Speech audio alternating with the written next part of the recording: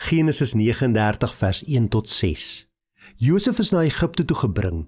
Potifar, 'n amptenaar van die farao en hoof van die leiwag, 'n Egiptenaar van geboorte, het vir Josef by die Ismaeliete gekoop wat hom Egipte toe gevat het. Die Here was by Josef en dit het baie goed gegaan met hom. Hy het in die huis van sy dienaar die Egiptenaar gebly. Toe Potifar, Josef se eienaar, sien dat die Here by Josef is en dat die Here alles wat Josef aanpak laat slaag, was Potifar hom goedgesind. Hy het Potifar se persoonlike slaaf geword en Potifar het hom aangestel oor sy hele huishouding en al sy besittings is onder Josef se sorg geplaas. Van toe af het die Here die huis van die Egiptenaar geseën. Dit was oor Josef wat die Here dit gedoen het. Die seën van die Here het gerus op al Potifar se besittings, die in sy huis en die in die veld. Hy het alles aan Josef oorgelaat en hom aan niks gesteer nie, behalwe aan sy kos. Ons ken almal die verhaal van Josef, né? Hoe hy sy pa se witbroodjie was en hoe sy 11 broers niks daarvan gehou het nie. Eintlik was hulle op daai stadium 10 broers, né?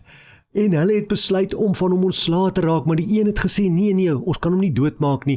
Kom ons verkoop hom liewer, dan maak ons so 'n bietjie geld uit hom. En so het hulle hom as 'n slaaf verkoop nadat hulle hom in 'n put gegooi het. En mens kan dink, maar joh, dit is daarom verskriklik wat met Josef gebeur het. En dit was.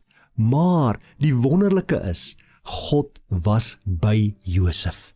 Want in die gedeelte wat ons gelees het, sien ons dat Josef in Egipte aankom. Hy word as slaaf verkoop. Nie 'n posisie wat enige een van ons wil hê nie. Maar daar staan in vers 2, die Here was by Josef, ten spyte daarvan dat hy 'n slaaf was, ten spyte daarvan dat hy in 'n vreemde land was, die Here was by hom en dit het baie goed gegaan met hom. So goed, hy het Potifar sy eienaar se persoonlike slaaf geword en Potifar het hom aangestel oor sy hele huishouding. En omdat Potifar hierdie slim ding gedoen het, om Josef, 'n man van God wat deur God geseën word, aan te stel oor sy huishouding, daarom het God ook die Egiptenaar Potifar se huis geseën. Wanneer daar 'n krisis oor ons pad kom, wanneer dit vir ons voel asof die mure rondom ons in mekaar tuimel, kan ons so maklik in sak en as gaan sit. Ons kan so maklik vir God blameer. Ons kan so maklik sê, maar my lewe is verby. God het van my vergeet. En dit is wat Josef kon doen.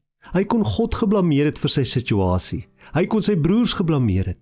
Maar hy speel nie die blame game nie, om het so te stel. Nee, hy gaan aan en hy doen wat goed is om te doen daar in sy omstandighede. Hy blom as het ware daar waar God hom plant en God is by hom.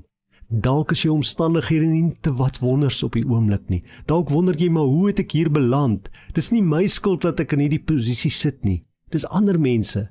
Moenie hulle blameer nie. Gaan aan en vra vir die Here vandag, wat wil U hê moet ek doen in hierdie omstandighede? Watter gesindheid wil U hê moet ek eers hê? Want in die eerste plek voor mens iets goeds en iets regs kan doen, moet jy die regte gesindheid hê. Here, gee vir my asseblief die regte gesindheid. Gee vir my U gesindheid. Help vir my om te reageer soos wat U wil hê ek moet reageer op my omstandighede. Wanneer dinge sleg gaan met my, wil U my help dat ek nie sal blameer nie, dat ek nie die vinger na ander sal wys nie, maar dat ek sal kyk wat ek in daardie omstandighede kan doen om U te eer. Want dit is wat ek wil doen met my hele lewe. Ek wil U naam groot maak, ek wil U eer, ek wil U aanbid, want U is my God en my koning. Amen.